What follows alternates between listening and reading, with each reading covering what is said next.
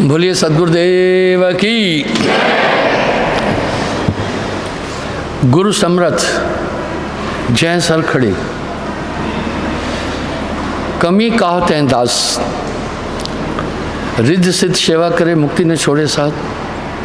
क्या सच में कोई ताकत साथ रहती है क्या? ये सिद्धांत भी सर्वमान्य हैं। जितने भी उपासक हैं वो सब ये स्वीकार करते हैं कि हमारा इष्ट हमें मुसीबत में मदद करेगा। ये सिद्धांत सर्वमान्य है। यही आस्था है मनुष्य की, इसलिए वो शरणागत जाता है, एक आराध्य को चुनता है। आराधक मेरी सुरक्षा करना, बिल्कुल सुरक्षा तो पितृलोक भी कर सकते हैं, देवता भी कर सकते हैं, अन्य इष्ट भी। मैंने आपको एक उदाहरण दिया था, फिर मैं उदाहरण दोहरा रहा हूँ। एक बार मुझे आपके साथ में निद्रा के समय, निद्रावस्था में बड़े खेल होते हैं, आप उनको हल्का लेते हैं। एक दिन मुझे यूँ लगा कोई मेरे दिमाग को घुमा रहा है। मुझे आश्चर्य हुआ कि मेरे कॉन्शियस को कौन घुमा रहा है। मैं कंसंट्रेट होकर उसको पकड़ा। बड़ा आश्चर्य था, मेरा पिताजी था।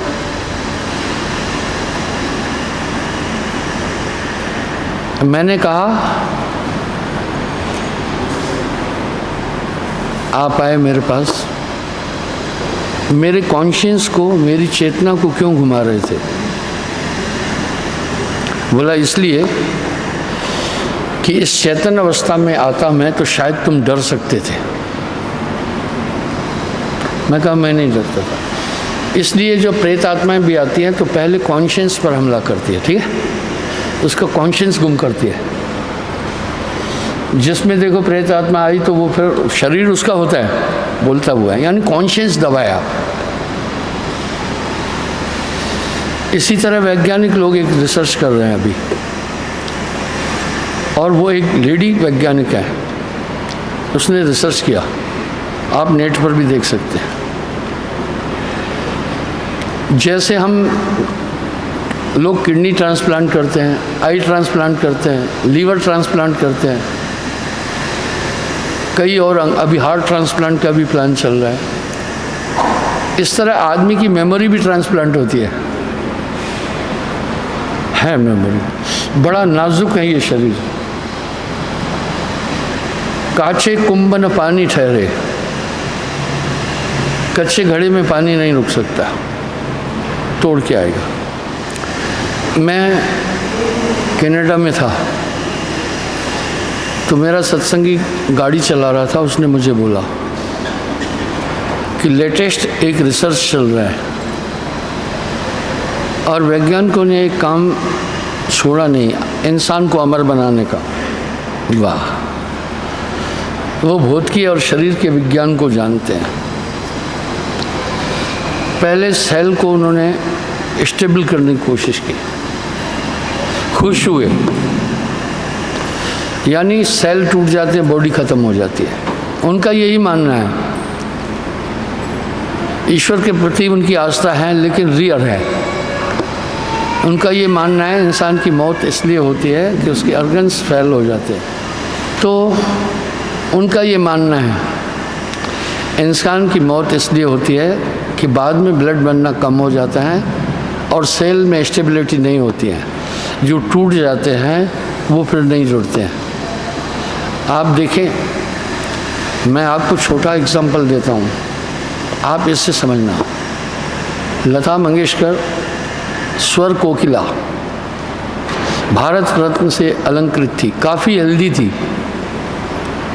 लेकिन एंड पॉइंट पर काफ़ी वीक हो गई, बहुत, कोई पहचान भी नहीं सकता उन्हें। वो भी मैं अभी आपको दिखाता हूँ। तो वैज्ञानिक लोग ये मान रहे हैं कि ये सेल का खेल है पूरा बॉडी में, कोशिकाएं। इसलिए आदमी की जब एज हो जाती है ये टूटती रहती है। वैसे भी टूट रही है। अगर मैंने हाथ सिर्फ यूँ किया, आप मानना मेरी सैकड़ों कोशिकाएं टूट गई। ये शरीर कोशिकाओं का समूह है सिर्फ।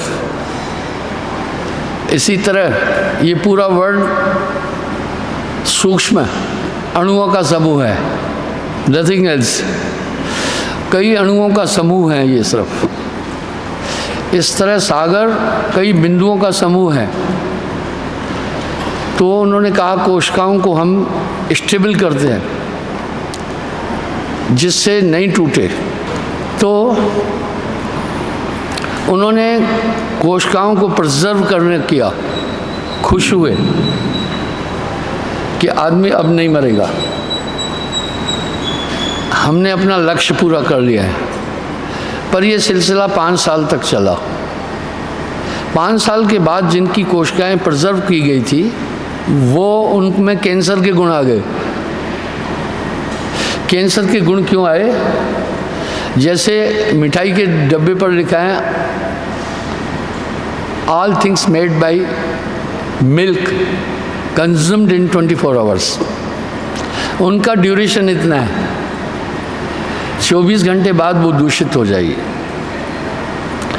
अक्सर लोग जब यहाँ मिठाई चढ़ाते हैं किसी उपलक्ष्य पर, किसी खुशी से, मैं और कुछ नहीं देखता हूँ, डब्बा खोलता हूँ, सूंघता हूँ, वो दूषित होती है, फेंक देता हूँ, क्योंकि दूषित खाने से भूखा रहना काफ़ी अच्छा है। लेकिन ऊपर पैकेट बड़ा सुंदर है।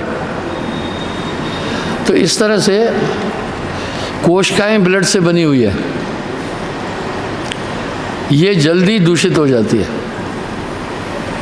इसलिए प्रकृति का एक नियम है, बड़े सलीके से, बड़े ढंग से इस मानव तन का सृजन किया गया है।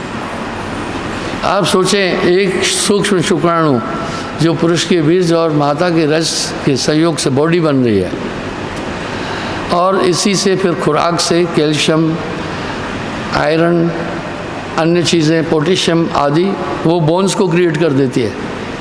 जैसे हम दूध को दही के रूप में बदलते हैं, जमा देते हैं, दूध जम गया ना, इस तरह ये कोशिकाएं भी सेल है। उन कोशिकाओं के द्वारा ही हमारी अस्थियां भी हैं। तो कोशिकाएं क्या हैं? ब्लड है। इसलिए तो वैज्ञानिक कह रहे हैं आपके शरीर में 90% पानी है, बॉडी में 90% पानी है, ओनली 10% पृथ्वी तत्व है। अग्नि तत्व तो है, श्वास के कारण है। जब तक इंसान की श्वास चलती है तो बॉडी गर्म है। जब श्वास ऑफ हो गई तो थोड़ी देर में आप मुर्दे को हाथ लगा कर देखना, शरीर ठंडा मिलेगा। यानी श्वास के साथ में अग्नि तत्व भी गया,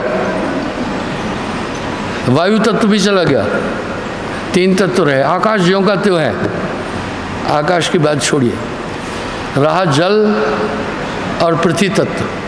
वो जलाने से जल वाष्प बनकर चला गया। पृथ्वी तत्व आप उठाकर देखना, इतना सा होगा। आदमी का जो राख वगैरह है वो इतनी सी होगी। एक बार एक आदमी अपनी माता की, दरअसल हड्डियां भी, अस्थियां भी मिट्टी है,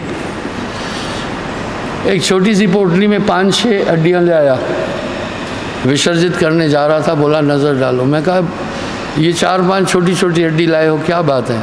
बोला गुरुजी ताव ज़्यादा हो गया, इसलिए ये आपकी कृपा से 4-5 हड्डियाँ मिल गई हमें। तो वो मिट्टी आपको इतनी सी मिलेगी। वैज्ञानिक लोग झूठ नहीं बोलते हैं, ईमानदार हैं। वो कह रहे हैं 90% बॉडी में ब्लड है, पानी है, जल है, 10% पृथ्वी तत्व है, केवल 10% पृथ्वी तत्व है। इसका मतलब है हमारी बोन्स भी, हाँ, आप देखिए जो ग्रीन सूट में है, आप पहचान भी नहीं पाएंगे इन्हें, जबकि ये काफ़ी तंदुरुस्त थी। आप देख रहे हैं ना,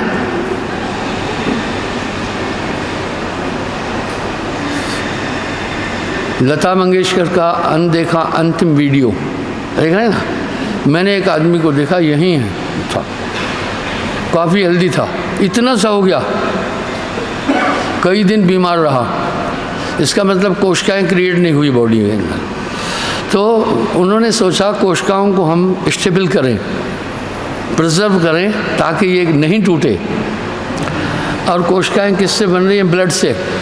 तो आदमी की मौत, उन्होंने ये कहा कि बुढ़ापे में जो ऑर्गन्स है, इम्यून सिस्टम है, वो कमज़ोर हो जाने के कारण से ब्लड कम बनता है, तो जितनी ज़रूरत चाहिए ब्लड की नहीं मिलती है, इसलिए कोशिकाएं कमज़ोर होती जाती हैं। एंड में वो कोशिकाएं बहुत कमज़ोर हो जाती है, इसलिए आदमी मर जाता है। बात इतनी नहीं है, बात इतनी नहीं है। खैर आगे देखते हैं। तो उन्होंने कोशिकाओं को प्रिजर्व किया, वैज्ञानिकों ने, वो ट्राई कर रहे हैं। एंड में क्या हुआ? वो खुश हुए, बोला हम आदमी को अमर, अभी भी वो आदमी को अमर करने के प्रयास में लगे हुए हैं। लेकिन जो ये मृत्यु का ये पूरा प्लानिंग इतना हाई है कि इंसान कभी वहाँ तक नहीं पहुँच सकता है।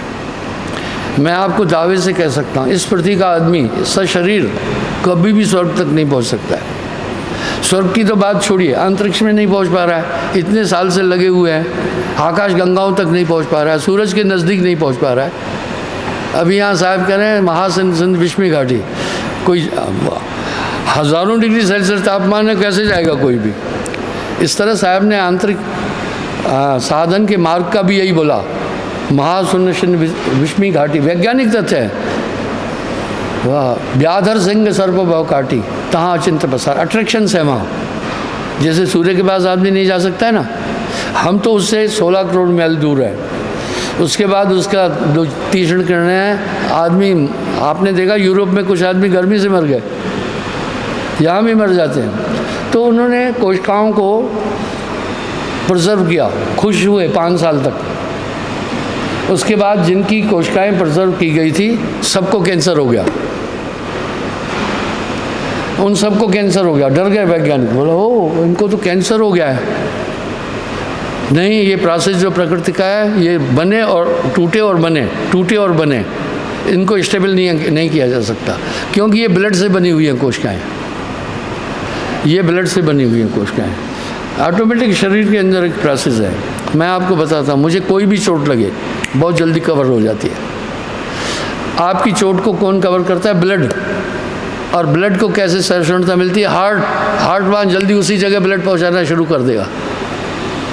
मैं आपको उदाहरण दे रहा हूँ। एक बार जल्दी में था, मैं गलत ट्रेन पकड़ ली। मुझे जाना था गोंडा, तो रेलवे स्टेशन से उसके पहले भटिंडा एक्सप्रेस खड़ी थी। सोचा यही है शायद, वो प्लेटफॉर्म नंबर इतने पर 3 पर आना था, पर अभी तक जो पहले गाड़ी खड़ी थी डिले होने के कारण से नहीं गई थी। मैं हड़बड़ाहट में उसमें चढ़ा। इतने में मुझसे पूछा, कहाँ जा रहे हैं आप? मैंने कहा मैं गोंडा जा रहा हूँ, लखनऊ जा रहा हूँ। बोला नहीं, ये तो गाड़ी उधर नहीं जाती है, ये तो भटिंडा एक्सप्रेस है। एकदम मैं चौंका। तो बीजेपुर में उसका हाल्ट था, मैं उतर गया जल्दी। तो जब बीजेपुर में मैं उतरा, इस तरफ वाले प्लेटफार्म पर वो गाड़ी रुकी, इधर प्लेटफार्म जो स्टेशन के साथ था, मुझे स्टेशन जाना था। मैंने फ़ोन करके जल्दी से कार मंगाई ताकि वापस मैं जाऊं, जम्मू अपनी ट्रेन पकड़ूं। और उस ट्रेन का स्टॉप नहीं था बीजेपुर में, तो जो ब्रिज थी वो बहुत दूर थी जिससे मैं क्रॉस कर लूँ, और बीच में मालगाड़ी खड़ी थी। जब बीच में मालगाड़ी खड़ी थी, मैं मालगाड़ी के नीचे से निकलने की कोशिश की, जल्दी में था। जब मैं मालगाड़ी के नीचे से निकला तो एक उसका गैस बोल्ट था, वो मेरे सर में टकरा गया और ब्लडिंग शुरू हो गई। लेकिन मैंने कहा कोई बात नहीं। मैं स्टेशन पर आया, जल्दी कार में बैठा चला गया। किसी ने मेरे डॉक्टर को फ़ोन कर दिया, वो बेचारा स्टेशन पर आया। तो जब मैं जहाँ चोट लगी थी मैंने दबाया था, जब मैं यहाँ देखा यहाँ धक धक हो रही थी। मैंने कहा यहाँ धक धक क्यों हो रही है? मैं हार्ट को चेक किया, ओ हार्ट अपना काम कर रहा है, फ़ौरन वहाँ ब्लड जल्दी सप्लाई कर रहा है। ठीक है, क्या बात है, कैसा सिस्टम था। तो इसलिए डॉक्टर पूछता है तुम्हें चक्कर तो नहीं आ रहा है, चोट लगने के बाद चक्कर तो नहीं आ रहा है, यानी ब्लड की इनएफिशिएंसी हो जाती है। इतनी गहरी चोट नहीं थी। तो इस तरह से ये काम हमारा हार्ट करता है। हमारी जो भी कोशिकाएं टूट रही हैं वहाँ वो ब्लड पहुँचाकर उनको रिपेयर कर रहा है। तो मुझे जो भी चोट लगती है विद इन आवर्स कवर हो जाती है, विद इन आवर्स। किसी के ब्लड में ऐसा होता है कि कई दिन तक शुगर मात्रा ज़्यादा है तो ज़ख़म नहीं आता है, लेकिन मुझे जो भी चोट लगती है विद इन आवर्स 2-3 घंटे में कवर हो जाती है, ब्लड रुक जाएगा। तो इस तरह से मैं ये कहना चाह रहा हूँ, एंड में वैज्ञानिकों ने कहा नहीं, कोशिकाओं को स्टेबल नहीं करना है, प्रिजर्व नहीं करना है, ये नेचुरल प्रोसेस है और कैंसर हो जाएगा। नहीं तो कैंसर कोशिकाओं का दूषित होना ही होता है। जब भी आदमी को जहाँ कैंसर होता है वहाँ की कोशिकाएं पहले ख़राब हो जाती हैं, तब आदमी ध्यान नहीं देता है, वो फैलता जाता है, फिर सभी कोशिकाओं को डिस्टर्ब कर देता है। तो वैज्ञानिक लोग पीछे हट गए, उन्होंने कहा नहीं नहीं भैया, ये कोशिकाओं वाला खेल नहीं। अब वो दूसरे सोर्सेज ढूंढने लगे कि हम इंसान को अमर कैसे करें। दूसरे सोर्सेज में उन्होंने एक चीज़ निकाली, उन्होंने ये कहा इंसान की मेमोरी जो है वो फीड है और मौत के 7 से 8 मिनट तक आदमी का ब्रेन काम करता है। आप एक चीज़ आजमाना, जब इंसान ठंडा हो गया, डेथ हो गई, पूरी बॉडी को हाथ लगाना, ठंडी होगी, मस्तिष्क नहीं होगा ठंडा। वो मेमोरी मस्तिष्क लाइव रहता है, उस समय अलाइव रहता है। तो उन्होंने क्या किया, उस मृतक आदमी की मेमोरी निकाल दी पूरी। 7-8 मिनट में तो पूरा मामला ख़त्म था, क्योंकि बाकी ऑर्गन काम नहीं कर रहे थे। किडनी भी शांत हो गई थी, फेफड़े भी शांत हो गए थे, हार्ट भी शांत हो गया था, बाकी पूरी बॉडी शांत थी, इसलिए बॉडी ठंडी हो गई थी। लेकिन ब्रेन 7 से 8 मिनट तक एक्टिव रहता है, आफ्टर डेथ भी। उन्होंने उस मेमोरी को रिसीव किया, निकाल लिया। मेमोरी निकालकर उन्होंने संग्रहित कर ली। अब उन्होंने ये खोज की कि दूसरे आदमी में ये जो जीना चाहता है, मान लो आपकी डेथ हो गई है, आप जीना चाहते हैं उसके बाद भी, तो वो एक इकरारनामा करता है दूसरे आदमी से कि भाई मेरी मेमोरी तुम में डालेंगे, तुम्हारी मौत नहीं होगी। देखा है ना, मैं गलत, कितने मिनट से लेकर आफ्टर अप टू 15 मिनट, ठीक है ना, मेमोरीज लाइव रहती है। वाह, ठीक है। तो उसको निकाल लेते हैं। अब उदाहरण के लिए घनश्याम की डेथ हो रही है पर वो जीना चाहता है, तो घनश्याम को कहते हैं, घनश्याम एग्रीमेंट करेगा किसी से, मान लो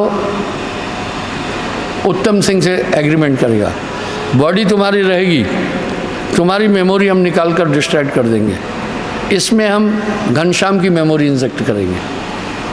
वो पैसे के लिए कर लेता है फिर आदमी ऐसा। अभी आप देखें किडनी स्कैंडल चल रहा है, काफ़ी आदमी किडनी बेच देते हैं। गवर्नमेंट ने काफ़ी पाबंदियां लगाई तो भी किडनी का अभी तक व्यापार हो रहा है। तो वो मेमोरी उन्होंने निकाली। अब घनश्याम की मेमोरी निकाल दी, जिससे उसने एग्रीमेंट किया था, भाई चाहे तुम इतने पैसे ले लो, मैं आगे भी जीना चाहता हूँ, तुम जितने पैसे चाहिए ले लो, मैं तुम्हें पैसे देता हूँ। मेरी मेमोरी मेरी बॉडी में डालेंगे, तुम्हारी बॉडी में डालेंगे, जीते जी डालेंगे ये। और जीते जी मेमोरी निकाल लेते हैं फिर उत्तम सिंह की, वो मरेगा नहीं, मेमोरी। अरे भाई चोट लग जाती है तो भी मेमोरी ऑफ हो जाती है, नहीं हो जाती है, इसका मतलब कहीं पर मेमोरी है ना, तो उसकी मेमोरी निकालते हैं। उत्तम सिंह की अपनी मेमोरी निकाल लेते हैं उसकी, और अपनी घनश्याम की मेमोरी उसमें इंजेक्ट करता है। अब बॉडी होती है उत्तम सिंह की, और काम होगा घनश्याम वाला। मैं कहा this one is old technology, this one is not new, ये तो हमारे देश में पहले से थी। अब मैं वैज्ञानिकों को क्या बोला, मैंने कहा भाई this one not new technology, this technology is already in our country. For example आपने सुना होगा कहाँ राजा भोज कहाँ गंगू तेली। इसका कारण है राजा भोज हमारे यहाँ के राजा थे। राजा भोज 16वीं कला में बॉडी से आत्मा को निकालने का ज्ञान जानता था, सीख लिया। अब ये मुहावरा क्यों बना है, कहाँ राजा भोज कहाँ गंगू तेली, आज आपको समझाऊंगा। लेकिन जो गंगू तेली था, जिस ऋषि महात्मा के पास राजा भोज ये सीख रहा था, एक झोपड़ी में, गंगू तेली झोपड़ी के बाहर कान लगाकर सुनता था वो थ्योरी पूरी। तो गंगू तेली ने भी वो सीख लिया चोरी से, वो भी समझ लिया। भाई जब यमराज आकर आपके प्राणों आपको निकाल के ले जा रहे हैं तो कुछ ना कुछ खिड़की है नहीं निकलने की। साहब तो कह रहे हैं ना, कुंजी बताए दूं मैं ताला खुलन की। अब राजा भोज ने दिल में सोचा, रास्ते में जब ये सीख कर आ रहा था तो एक तोता मरा पड़ा था। राजा भोज ने सोचा ट्रायल करता हूँ।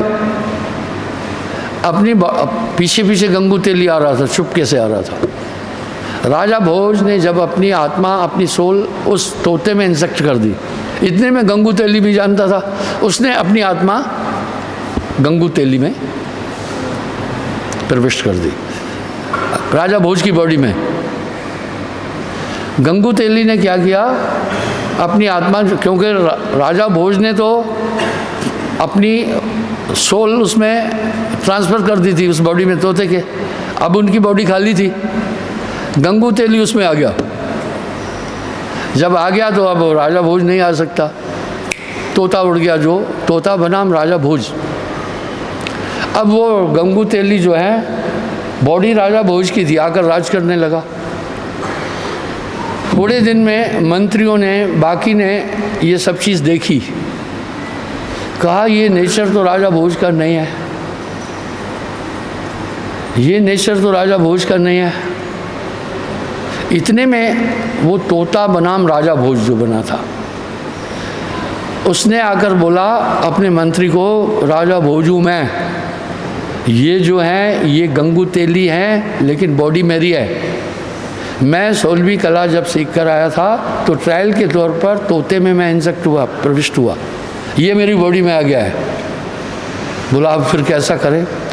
बोला ऐसा करना, इसको बोलना राजा भोज को 16वीं कला आती थी अपनी बॉडी निकालकर किसी में डालने की, जो मृतक है। आप करके दिखाओ। तो एक बकरा लाएंगे, बकरे का गला घोटकर मार देना।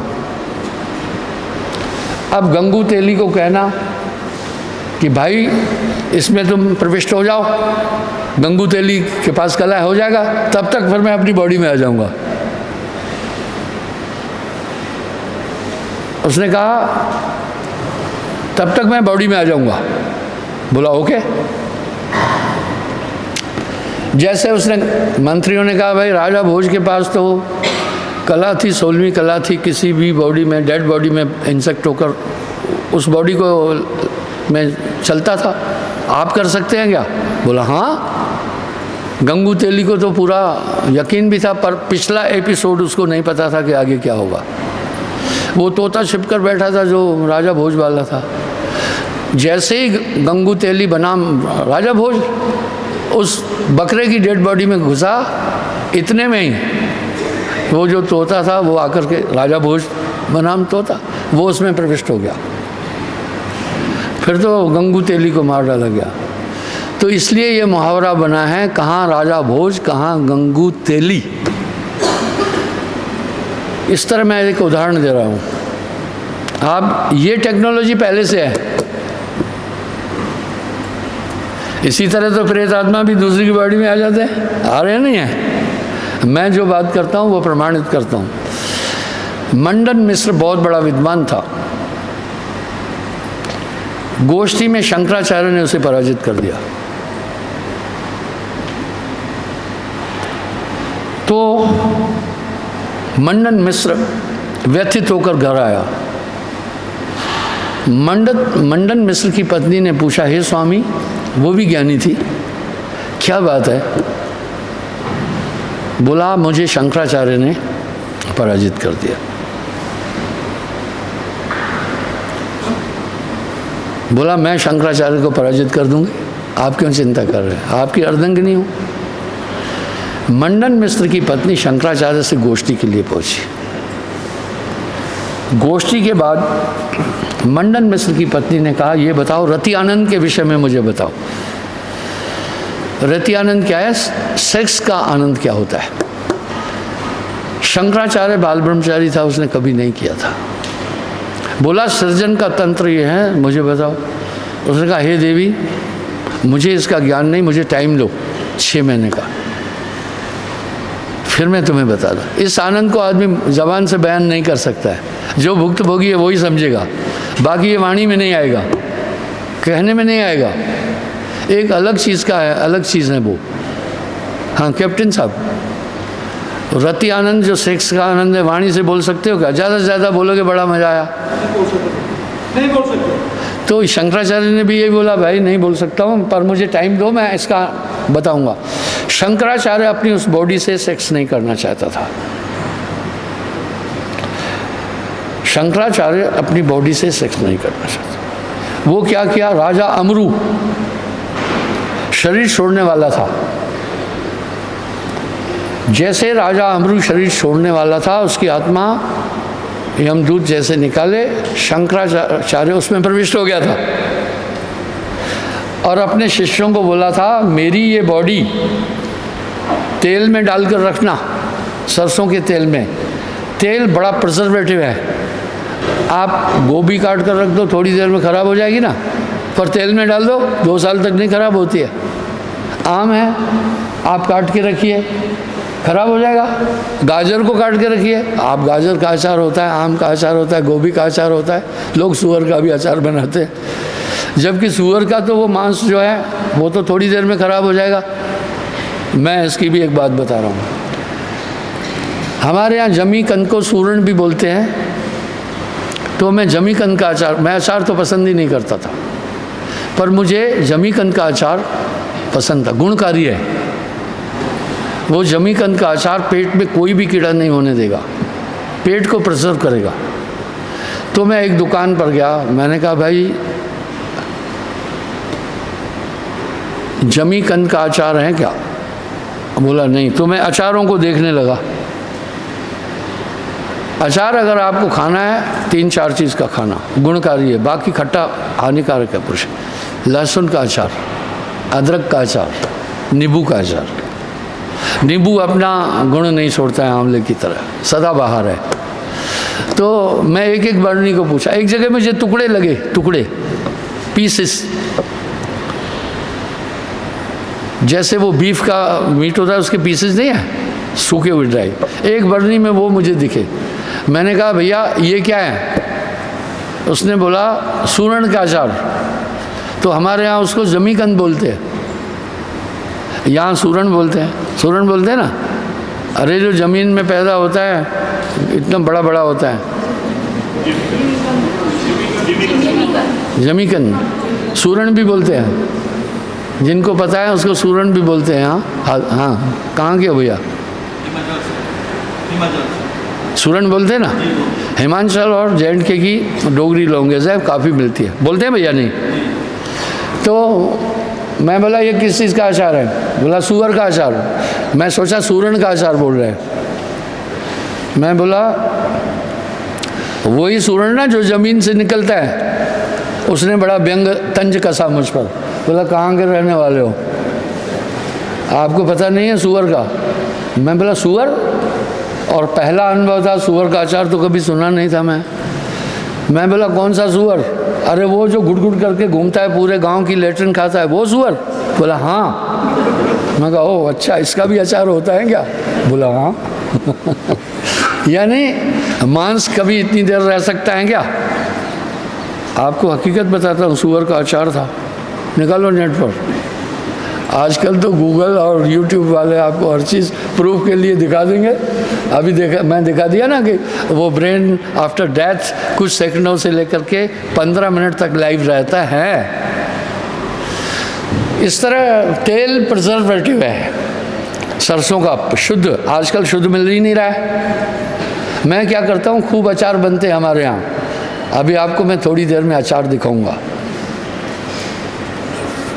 Bring every kind of the pickle from store. इस तरह शंकराचार्य ने अपने शिष्यों को कहा कि मेरी ये बॉडी तेल में रखना, 6 महीने बाद आऊँगा। देखिए टेक्नोलॉजी थी कि नहीं थी पहले? भारत विश्व गुरु ऐसा ही नहीं है, यहाँ हर एक टेक्नोलॉजी है, वैज्ञानिक वहाँ पहुँच नहीं सकते हैं जहाँ हमारे पूर्वज पहले ही पहुँच चुके हैं। ठीक है,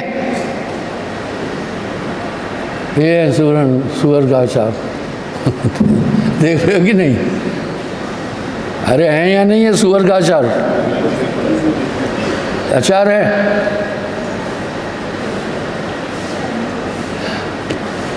तो अपने शिष्यों को शंकराचार्य ने बोला मेरी बॉडी तेल में रख दो ताकि डिस्ट्रैक्ट नहीं हो। इस बॉडी से मैं प्रेम करता हूँ बड़ा, क्योंकि ब्रह्मचर्यमय बॉडी है, इसमें मैंने तपस्या की है। यही कांगभूषण ने भी कहा था।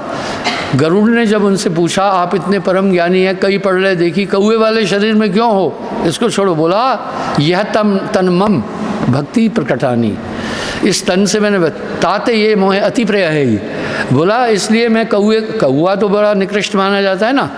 कांगभूषण ने बोला मैंने इस तन में बैठकर भक्ति की है, इसलिए ये तन मुझे बहुत प्रिय है, इसको मैं नहीं छोड़ सकता हूँ। जब में कई महाप्रलय देखे कांगभूषण के पास तो ये भी कला थी। जब पृथ्वी डूब जाती थी वो जल रूप हो जाता था, जब जल को सूर्य शोषित करता था तो वो अग्नि रूप हो जाता था, और जब अग्नि को, कितनी बड़ी टेक्नोलॉजी है, जब अग्नि को वायु वो करती थी वायु रूप हो जाता था, और वायु को आकाश विलंब करता था ये आकाश रूप हो जाता था, इसलिए वो मरता नहीं था। कई प्रलय देखी कांगभूषण ने। इसका संवाद रामायण में भी है। लोग धर्मशास्त्रों को पढ़ते हैं, करते नहीं हैं, उसकी वैज्ञानिक तथ्य उसमें से नहीं देखते। कथा सुनी, मस्त घूमे, डांस किया, नृत्य किया, 2 स्वर्णियाँ साथ में नाची और बस हो गया जी भक्ति। अब यहाँ साहब क्या कह रहे हैं, नाचना कूदना ताल का पीटना ये रांडिया खेल है, रांडिया खेल है, भक्ति नहीं। शंकराचार्य अमरू की देह में पहुँचा।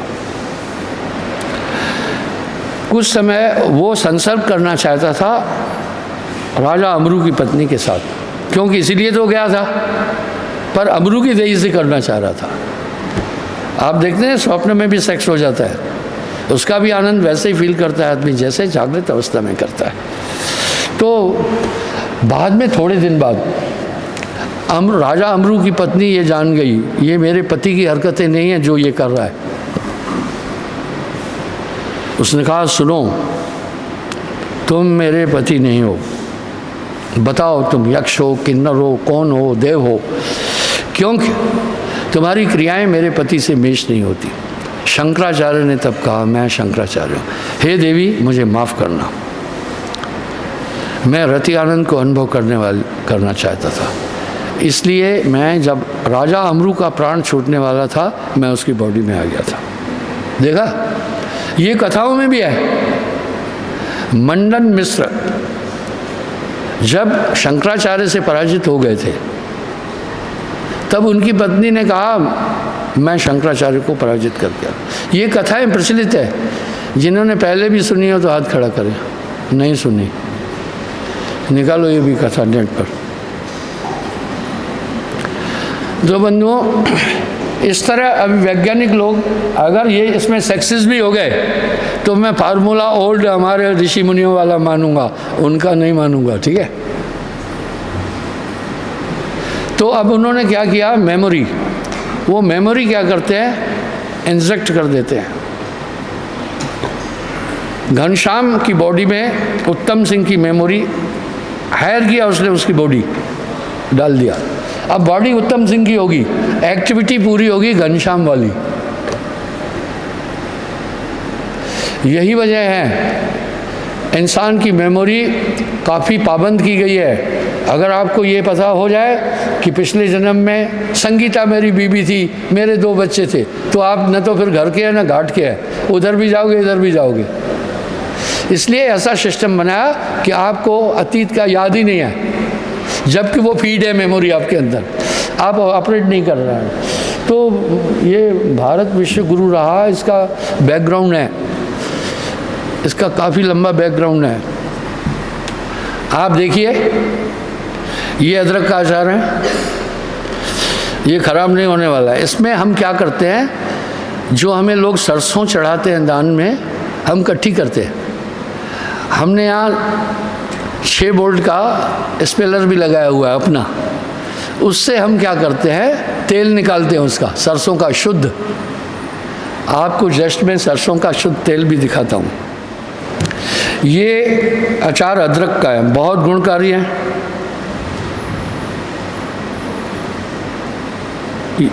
अचार में सिरका ऑटोमेटिक हो जाता है, जो पेट में बाकी कीड़े नहीं रहने देता है। ये लहसुन है, आप देखें, लहसुन गुणकारी है, गैस नहीं बनने देगी। ये आंवले का अचार है। आंवला अपना गुण कभी नहीं छोड़ता, सूखने के बाद भी आंवला ही एक है जिसमें विटामिन सी रहता है, आंवला।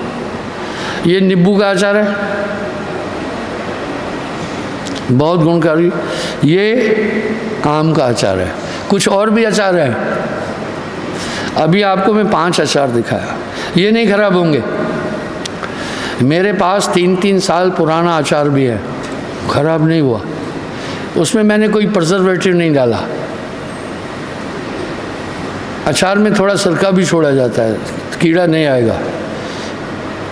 तो इस तरह से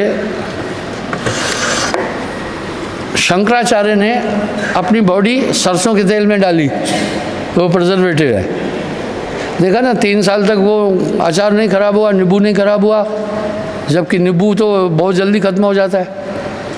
इस तरह वो 6 महीने रहा। अगर वैज्ञानिक इसमें सक्सेस भी हो जाते हैं तो मैं इसको कौतुक उनका नहीं मानूंगा, कहीं ना कहीं से थ्योरी वो हमारी भारतीय रहेगी।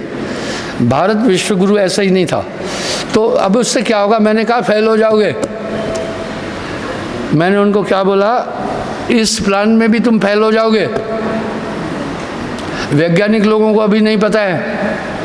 मैंने कहा अगर घनश्याम के अंदर आपने, घनश्याम की मेमोरी आपने अगर उत्तम सिंह में डाल दी, थोड़ा समय तो रहेगा वहाँ घनश्याम, बाद में उत्तम सिंह उठाएगा, घनश्याम को किक आउट कर देगा। प्रमाण देता हूँ। यानी नेचर की चीज़ों को छेड़ा-छड़ी मत करना, उसमें गुंजाइश नहीं है। जो नेचुरल है उसको वैसे रहने दो। जन्म और मृत्यु इस शरीर का एक अंग है, विश्व का, इस रचना का। मौत नहीं होती आदमी बहुत परेशान हो जाता, क्योंकि वाह, मैंने एक कविता लिखी है मौत पर। चिता संगनी मृत्यु तेरा, संपर्क अतीत जगत से है।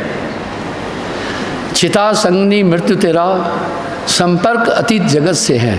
निर्झर जीवन की तू गति, निर्झर जीवन की तू गति, अस्तित्व तेरा जीवन से है। वाह, तू स्रोत अनंत, जीवन बिंदु नना। हाँ, मृत्यु तू तो बहुत बड़ा समुद्र है, तुम्हारे आगे जीवन एक नन्ही सी बूंद है। इसलिए काल का देश कहलाता है भैया। ये आए हैं सो जाएंगे, राजा रंग फकीर। मैं बताता हूँ, वैज्ञानिक लोग अगर इसमें सक्सेस भी हो गए, मेमोरी ट्रांसप्लांट किया, थोड़े टाइम बाद क्या होगा, मैं इसका प्रमाण दूंगा। प्रमाण तो बहुत बड़ी चीज़ होती है। कुछ समय रहेगा उसमें घनश्याम, जो अंदर बेस था, आपने अपने फ़ोन से रिसीव कॉल रिमूव कर दिया, क्या वो हमेशा के लिए ख़त्म हो गया? किसी न किसी स्रोत में तो कायम है कि नहीं है? मैं आपको एक उदाहरण देता हूँ।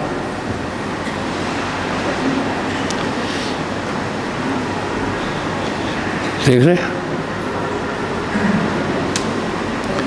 मैंने दिल में सोचा लोग सरसों का तेल मिलावटी खाते हैं। मैंने कहा मैं संगत को सरसों का तेल प्रोवाइड करूंगा। तो वहाँ मेरे अच्छे अच्छे ब्रोकर भी और अपने सत्संगी हरियाणा में थे। मैंने कश्मीरी लाल जी को कहा, वो सरसों सप्लाई भी करते थे, अच्छे हैं, काफ़ी काम करते हैं मेरा। मैंने कहा कश्मीरी लाल जी 1-2 टैंकर शुद्ध सरसों का तेल हमें चाहिए। उसने क्या बोला पता है? गुरुजी शुद्ध नहीं मिल सकता। फैक्ट्री में जैसे तेल भरा गया, जैसे वो टैंकर में आया वहीं मिलावट है। इसका मतलब है शुद्ध सरसों का तेल नहीं मिल पाएगा। तब मैंने सरसों की एक गाड़ी मंगा ली। मैंने कहा यार अपना निकाल लेते हैं। मैंने 6 बोल्ट का स्पेलर भी मंगाया, 12 बोल्ट का है। जब निकाला तो मुझे सरसों का तेल 250 रुपये किलो पड़ा। आज से 10 साल पहले की बात है।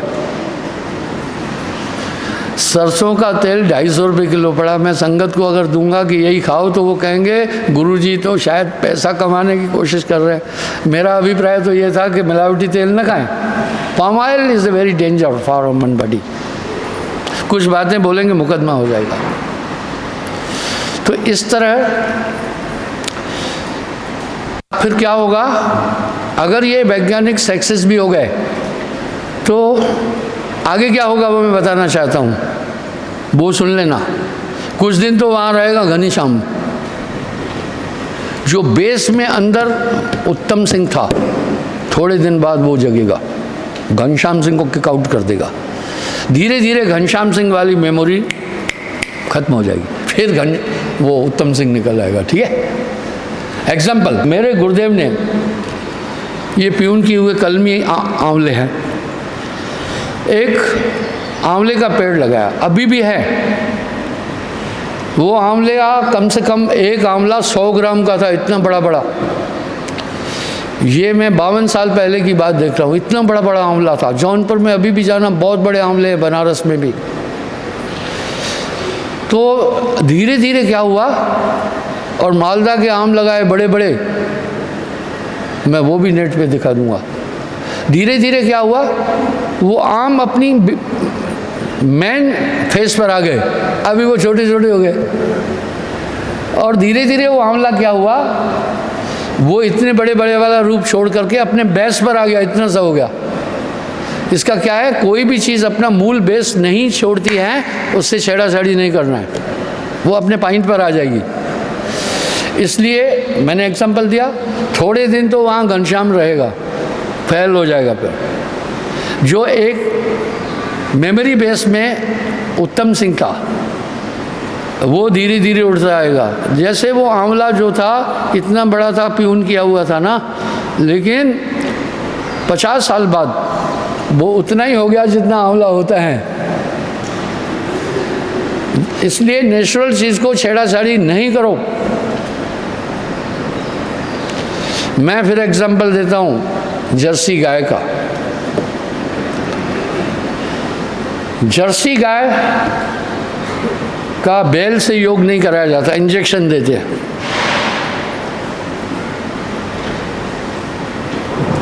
मैं आपको पहली बात तो कुछ हरकतें उसमें रहेगी वो सुअर वाली, इसलिए कुछ धार्मिक संस्थाएं जर्सी गाय के दूध को वर्जित करते हैं इस धर्म में। आपने सुना भी होगा, मैं भी नहीं पीता हूँ, पर मैं ये कहूँगा नहीं किसी को। वैज्ञानिकों ने क्या देखा, सुअरी 10-10, 12-12 बच्चे देती है, थन भरे रहते हैं, सबको जमकर खिलाती है। सूअर का शुक्राणु लेकर गऊ में इंजेक्ट किया गया। आप देखना, अंदर तो सुअर था, क्यों? उसका शुक्राणु था। सुअरी जितना दूध भी देने लगी, 15-15, 20-20 किलो। कभी देसी गाय इतना दूध दे ही नहीं सकती है। ये नेचर क्यों चेंज हो गई? पहले अब मैं ये बताना चाह रहा हूँ, आप जर्सी गाय को देखना, उसकी काठी भी सूअर की तरह है पीछे से। हमारी गाय तो भां ऐसे चिल्लाती है, वह जो जर्सी है वो ऐसे आवाज़ सूअर वाली निकालती है। आप चेक करना, यानी बेस चीज़ नहीं छोड़ती है। लेकिन धीरे धीरे क्या हुआ, मेरे पास है ना गायें हैं, 6-7 कुंटल दूध होता है। धीरे धीरे वो गाय फिर क्या होती है, दूध कम करती जाती है, ठीक है, और वापस उसी पॉइंट पर आ जाती है जो उसका बेस है। इस तरह मैं कह रहा हूँ भैया, आपके शरीर में 6 बॉडी है। ये एक अध्यात्म सबसे बड़ा विज्ञान है। अध्यात्म से बड़ा कोई रिसर्च नहीं है। बाकी तो आदमी कंसंट्रेट होकर करता है। अध्यात्म रिसर्च तो अपने को मिटा करके, मेमोरी को मिटा करके अपने अंदर बेस से ये चीज़ अनुभव की जाती है। ये तो कोई वाणी का विषय नहीं है। वहाँ अपने आप को सीज किया जाता है, पूरी बॉडी, पूरी मेमोरी। मेरी अध्यात्म यात्राएं सुन लेना, सब कहाँ पैदा हुआ भूलना पड़ता है। आओ उदाहरण देता हूँ न्यूटन का। न्यूटन बड़े रिसर्च किया, वैज्ञानिक था, अपनी प्रयोगशाला में रहता था। एक स्त्री आती थी, चाय रख के जाती थी, इशारा करता था गो, भोजन रख के जाती थी गो। वो रात दिन उस रिसर्च में अपना ब्रेन लगाया हुआ था। एक दिन उस स्त्री ने कहा, जैसे सामान या भोजन रखा, उसने इशारा किया, बोला सुनिए आपसे बात करना चाहती हूँ। उस औरत ने न्यूटन से कहा, मैं आपसे बात करना चाहती हूँ। न्यूटन ने कहा, कौन हो तुम? बोला कौन हो तुम? आपकी वाइफ। बोला मेरी शादी हो गई है। आप गौर करना इस बात पर। न्यूटन ने कहा मेरी शादी हो गई है। बोला लो, तुम्हें पता नहीं शादी हो गई है, 2 महीने हुए। बोला ओके, मैं किसी खोज में हूँ, अभी मुझे डिस्टर्ब नहीं करो, अपना ब्रेन इधर नहीं घुमाना चाहता, ठीक है। यानी एक वैज्ञानिक भी कंसंट्रेट फुल होकर के तब कोई रिसर्च कर रहा है। वैज्ञानिक के बाप से भी बड़ा संत होता है। वो अपने को पूरे अस्तित्व को मिटा करके, सबको सीज करके, तब अंदर की चीज़ से दुनिया का रिसर्च करता है। ये कोई नॉर्मल बच्चों का खेल है। पर आज ठेलुआ गुरु बहुत हो गए, वो उसी नकल पर बातचीत कर रहे हैं, वो उसी नकल पर बातचीत कर रहे हैं, हकीकत कुछ और है। इसलिए तो कहा, मिटा दे अपनी हस्ती को अगर जो मर्तबा चाहे, कि दाना खाक में मिलकर गुले गुलजार होता है, रंग लाती है हिना पत्थर पे पिस जाने के बाद। अब देखिए, चाहे मैं उससे उठ करके एक अपर अवस्था में पहुंच गया, वहाँ रहा बहुत टाइम, बॉडी में नहीं, बॉडी वाहन कर रहा था मैं, कोई नहीं मानेगा। मैंने भोजन भी खाना बंद कर दिया, श्वास लेना बंद कर दिया, सोना बंद कर दिया, पानी पीना यहाँ तक कि बंद कर दिया। अब आप कहेंगे फिर कैसे जी रहे थे? All activity of the body stop थी। जब स्टॉप थी तो कुछ भी कंज्यूम्ड नहीं हो रहा था। आपकी गाड़ी में तेल भरा हुआ है ना, अगर आप स्टार्ट ही नहीं कर रहे तो तेल वहाँ पर सेव है कि नहीं है? इसलिए उस अवस्था में पूरी एनर्जी सेव रहती है वहाँ। ये दूसरी बॉडी में फिर जाकर पहुँच जाता है। आत्म अनुभव सुख से प्रकाशा। लोगों ने अध्यात्म को नाचना, कूदना, तालना, पीटना और वेश बनाना, बहुरंगी जैसा काम किया। ये अध्यात्म नहीं है। अध्यात्म में तो अपनी ये पूरी बॉडी का इस अवस्था को, चेतन को मिटा करके तब वो परम जागृत, परम प्रज्ञा में जाना पड़ता है, ठीक है। मिटा दे अपनी हस्ती को अगर जो मर्तबा चाहे, कि दाना खाक में मिलकर गुले गुलजार। जब हस्ती पूरी मिटाई जाती है, मन डराता है तू खत्म है, अभी सांस भी तेरी खत्म हो रही है। इसलिए गुरु का मार्गदर्शन अध्यात्म दृष्टि से बहुत ज़रूरी है। यहाँ साहब ने एक बात कह दी, ये घट मंदिर प्रेम का मत कोई बैठो धाय, जो कोई बैठे धाय के तो बिन सिर सेती जाए। क्षमा चाहता हूँ, समय हो रहा है। मेरे पास एक PhD आया, उसने मुझे एक बात, यह आत्मदृष्टि, आत्ममुग्धता से बात नहीं कर रहा हूँ। आत्ममुग्धता क्या है? हमेशा अपनी बढ़ाई करना। मैं जो हूँ वो तो बोला ही नहीं, मैं तो एक इंसान की तरह आपसे बातचीत कर रहा हूँ। जो मैं हूँ वो बोला ही नहीं। जब बोलूँगा तो मानोगे ही नहीं, मुझे घमंडी बोलोगे। आप मुझे घमंडी बोलेंगे तब। तो बंधुओं, इस प्रकार उसमें पूरी बॉडी सीज करके तब वह महाप्रज्ञ अवस्था में पहुंच जाता है, यहाँ मेमोरी नहीं हो। अब देखो, जब मेरे गुरुदेव ने कहा डाउन आओ, तो बाकी सभी चीज़ें फिर याद आ गई। मैं वहाँ का रहने वाला था, ये करता था, मेरी ये माँ थी, ये मेरी बहन थी। इसका मतलब बेस यहाँ था कि नहीं। इसी तरह कई जन्मों का भी जो आपका कर्म है आपके साथ होता है। मैं एग्जाम्पल दे दिया क्योंकि बॉडी खत्म हो जाती है, बाकी नहीं। तो वो वैज्ञानिक क्या मुझे बोला एक बात सुनो महाराज, पढ़ाई के लिए नहीं, आत्ममुक्तता से नहीं बोल रहा हूँ, पीएचडी की क्लास लेते हो पहले दर्जे के विद्यार्थियों के साथ, और खूबी है कि पहले दर्जे के विद्यार्थियों को पीएचडी समझा देते हो। ये डायलॉग कैसा था? बहुत मुश्किल चीज़ है सर जी, बहुत मुश्किल। उसने ये बोला, वो समझ गया। इस तरह मन बुद्धि चित्ताहंकार को पूरा सीज करना कोई नॉर्मल खेल नहीं है, ठीक है? वो गुरु कृपा से होता है, अन्यथा नहीं हो पाएगा।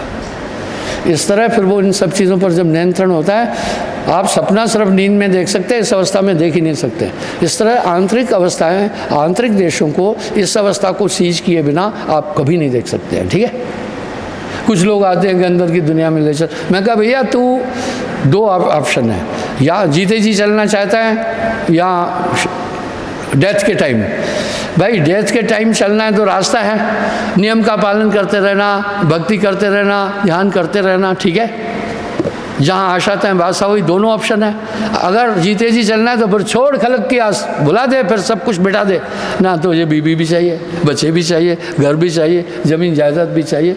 तो साहब क्या करे, एक म्यान में दुई खड़क तलवार को देखा सुना न कान, जो तू चाहे मुझको छाड़ सकल की आस, मुझे ही जैसा हो रहे तो सब सुख तेरे पास। इस तरह ये मायावी ढांचा है जिसमें आप रह रहे हैं, ये पिंजड़ा नहीं तेरा हंसा, ये पिंजड़ा नहीं तेरा। राजा की पोशाक पहन के राजा दिखता है, और भिखारी की पोशाक पहन करके वही आदमी भिखारी दिखता है, लेकिन बेस की आत्मा अपना स्वरूप कभी भूलती नहीं है। तभी तो कहा जिधर देखता हूँ उधर तू ही तू है, हर शय में तेरा जलवा दिखता रूप। बोलिए सद्गुरुदेव की।